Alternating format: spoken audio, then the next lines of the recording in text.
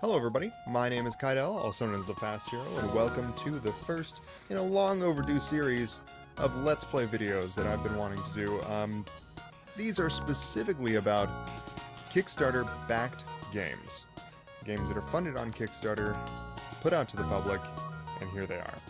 Now I'm doing this kind of in a chronological order. This is the first, or one of the first games that were ever funded on Kickstarter, and honestly, one of the best games I've ever played. FTL is a fantastic game with an incredible soundtrack. It is very difficult.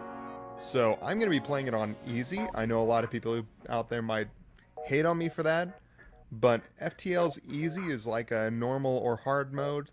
The normal mode is incredibly hard, and the hard mode, at least for me, is downright impossible. Now, I do not begrudge anybody out there who can play this on hard or easy or normal or whatever your style of play is fantastic. I just want to be able to get through the game. I've beaten this game quite a few times. I recently deleted all of my stuff on here so I could start brand new for all of you. So, let's get to it. Now, I'm going to be talking about this game as if you've never played it. I've played it a lot. I have put hours and hours and hours into this game, and it is incredible. Just one of my favorite games, super tactical, but not like, I don't know, it's nothing that it takes a whole lot of time to get your head around. You know, the idea is very simple, but if you do not get enough resources quick enough, it can be very, very difficult to do this game. So, so you start out, and there are, 10 different ships you can get. You start out with one. Each of these ships have a different layout, and you can kind of see the outside of the ship if you use this hide room button over here. But we are going to rename the ship, which you can do with any of the ships, as the Astromancer. Because that's fucking badass. And who doesn't need more badass shit?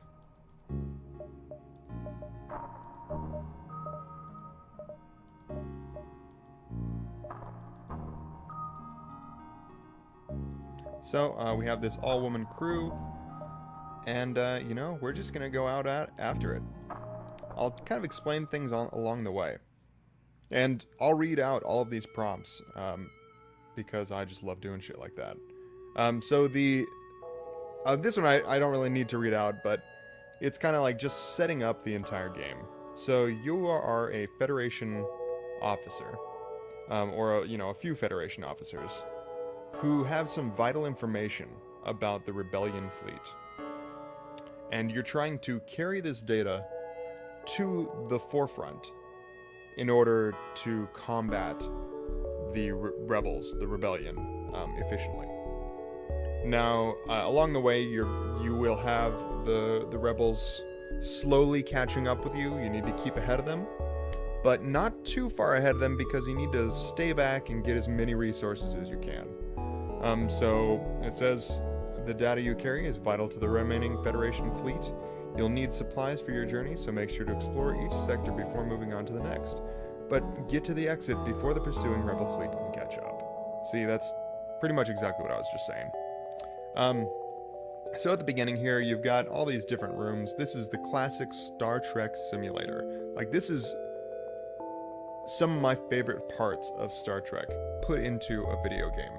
You have, this is your cockpit, your security office, your sensor room, shields, med bay, your weapons bay, this is your engine room, and then your life support.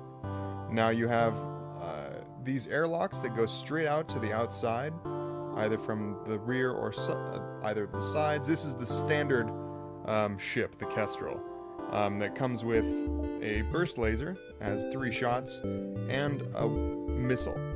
Now, both of these behave kind of differently. You want to make sure to power them up before you do anything in the game. That way, when you get into your first battle, you don't waste time powering them up and then selecting where they shoot. I also turn on the auto fire at the beginning of the game because you'll want them to just kind of power up and fire by themselves. Now, you have your shields here. You can get up to 4 layered shields. Here's your fuel. This is your hull, your hit points for your ship, and if that reaches 0, you lose. Your missiles. Now, if you have a missile launcher like the Artemis, then you need missiles to be able to shoot. Every round, when you shoot a missile, you need one. These are your drones. They help if you have a drone bay, like a drone command center. You can use drones that will repair your ship, that will board the enemy ship, that will surround your ship and defend you. Some that will replenish your shield and so forth. So, and then these are your weapons right here. You have up to 4 slots. You can't get any more than that, but you can upgrade your weapons by going into your equipment. You'll have all these different weapons here. You have extra weapons that you can't equip or you don't want to have on there at this time, so you can unequip your missile launcher and put it back on if you need. You can have up to 8 crew members, also some augmentations back here. This is how you upgrade everything, and I will get into the specifics of all that stuff a little bit later. So, as we're going here, this is the beacon map. Every turn is kind of like you choosing another beacon to go to. Each of these beacons points out a specific important spot to go to. And once you do, there'll always be something there. Something, it'll kind of give you a prompt as to what you find. The prompt might even be like, you find nothing, which is cool. I mean, sometimes you won't find anything, but you need to visit as many of these beacons as possible. So here we go. A Federation encrypted signal is being broadcast from a nearby planet. Send an away party to investigate, or it could be a trap. Let's move on. See, this is the classic thing that you have. I mean, this is the classic problem that you have when you're going through FTL. Is there'll be a lot of these things that you're like, oh man, there's a distress signal. Maybe I should investigate. It's that classic space station distress signal. You don't know if it's actually people who need your help or pirates that have killed off everybody, sending out a distress signal to lure other people in. And honestly, like, I've played this game so many times, but just by clicking on this, it could be okay or it could be not okay. It's always random. So every time you play the game, it's a new experience. Very, very fun. So I'm always the curious type. I'm gonna send an away party to investigate. And look, I was rewarded. So it says you found a hidden Federation outpost. They message you, quick! We just got word from a sister outpost that they've been discovered by the rebels and are under attack. If you're still loyal to the Federation, go save them! Added a quest marker to your map. We got 2 fuel, 2 missiles, and 12 scrap. Alright, so now we have a quest to go and save that secondary outpost, which is right here. As well as we got a store and a couple of unmarked beacons over here. So since there's a lot of beacons over here, I'm going to very quickly head over here. Maybe head to this one first so I can possibly get some scrap before I go to the store. And here we go. Classic Rebel automated ship. It's stationed near a small Rebel space station. Sensors indicate it's a storage vessel for military goods. So if we attack the automated ship, we can get some weapons or something. Let's do it. So, when I disconnected my missile, it depowered it, but never fear, it only takes a second to repower it up. So you want to attack their specific rooms to do specific type of damage, right? Like when I attack their, I mean, it won't matter because they only have 5 health and I deal 5 damage. So if I hit with everything that I've got, bam, just like that, they're dead in 1 turn. Now that's the nice thing about, easy mode. Those drones only have 5, and in the first sector they won't have any shields. In the second sector, you better watch out. They will at least have another shield, and they will have more weapons to attack you with. So we were rewarded. We got a few scrap there. We got 4 fuel, 3 missiles, and 10 scrap as well from the station storage site. Alright, so we're up to 73 scrap. We more than doubled the amount of scrap that we had in... No, we didn't. We just got like 30. We got almost double the amount of scrap that we got in just that one stop. So it's always nice to stop somewhere before you go to a store if you have a place to stop. Alright, so you find yourself surrounded by a group of mysterious alien vessels that hail you and apparently have some valuable technology for sale. Do they indeed? So, here we are. We've got a Burst Laser 1. If you go... I am not the type of person to keep missiles. I think just like having to have missiles and having to buy them and re-up them and everything just sucks. It sucks a lot. So, we can get one of these different ones. There's a swarm missile. So this shoots, it looks like it's got one it's got one shot per charge, but it can charge up to 3 times. So if you don't target anything with that weapon, it will continue to charge up to 3 missiles, so then you can shoot all 3 missiles at once. Heavy Laser Mark II, very, very good. So it'll do 2 shots, each of those shots dealing 2 damage. Now, if we bought this, we could put that on our ship immediately and use that instead of our Burst Laser Mark II. Or we could try to get this Burst Laser Mark I going, which would be a little bit cheaper. It does 2 shots, 1 damage each shot, just like our Burst Laser Mark II that does 1 damage each shot, but it has 3 shots. So we could run both the Burst Laser Mark II and the Burst Laser Mark I at the same time, or we could work our way up to running both the Burst Laser Mark II and the Heavy Laser Mark II at the same time. It's a difficult thing. I think I'm going to go with the Burst Laser Mark I because that stuff, it just like being able to shoot more at a time is a lot nicer than shooting, you know, various different times. So what we need to be able to upgrade this is we go to our ship. See, we can only do up to 3 power on our weapon control at this moment. We need to do 4, so we need at least 35 scrap. We have 40, so let's go ahead and upgrade that. And luckily we have 1 power left over from our missile, and another power. I don't know why our O2 is damaged. We need to go and fix that. That's something I wasn't paying attention to. So, we are now at 66% oxygen. Kozar, get back to the weapons. Lysandra, get back to the engines. So, luckily nobody suffocated.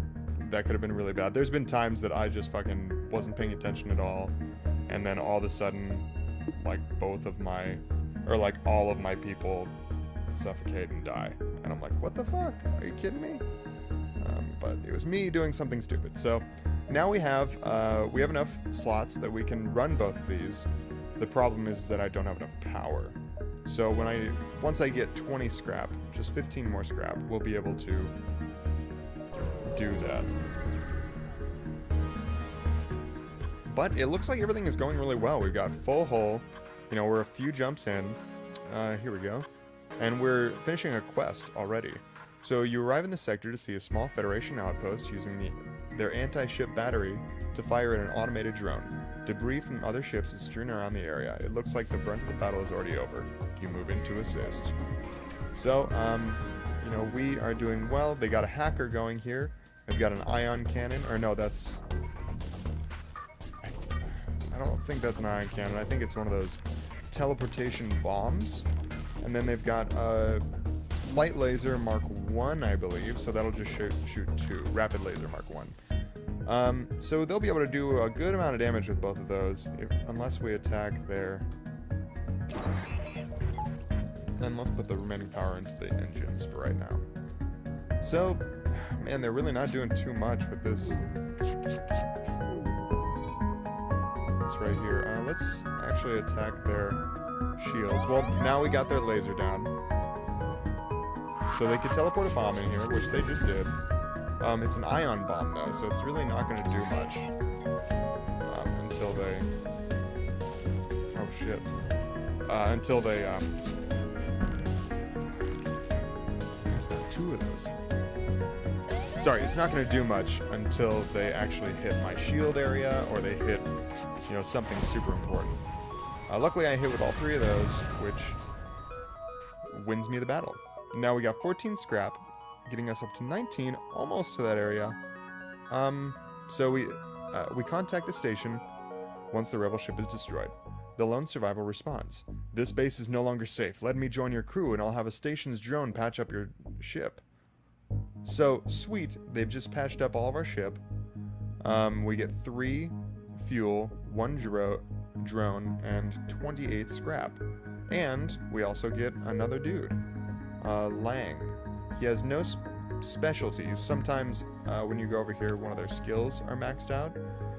No specialties yet, but of course if we keep him on, he'll do wonders. So now that we have 47, let's get another bar of power in there so we can activate our burst laser. Oh, I put the other power in the engines, so back to the burst laser. So we have 2 weapons now. Very nice. We'll be able to shoot 3 shots with this, and then 2 shots with this. And I think you look at it through here.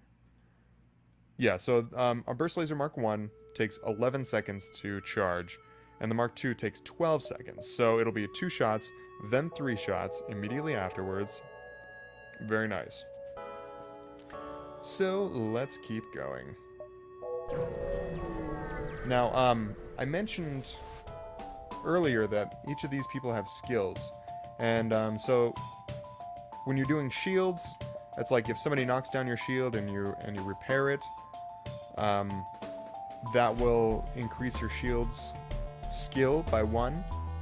If you look here, shields require 50 times to get to the next level. Now they can increase their level twice. So and then I kind of just glossed over this whole thing. This is a pirate scout, obviously, so some pirate was where I landed and now is attacking me. I bested them already, and so they're like, alright, you win, here's some equipment from our stores, leave us alone. And we can accept their offer for a pittance of fuel, drone, and scrap, but I do not accept surrender. Definitely not from fucking pirates. Those assholes. Relationship hostile. Damn right. Alright, so easily put those guys down. You know, we lucked out by getting these burst lasers, so we're doing really well. But I'm going to end the episode here. So, thank you so much for joining me on my first episode of the Let's Play for FTL, and I will see you guys next time. Bye!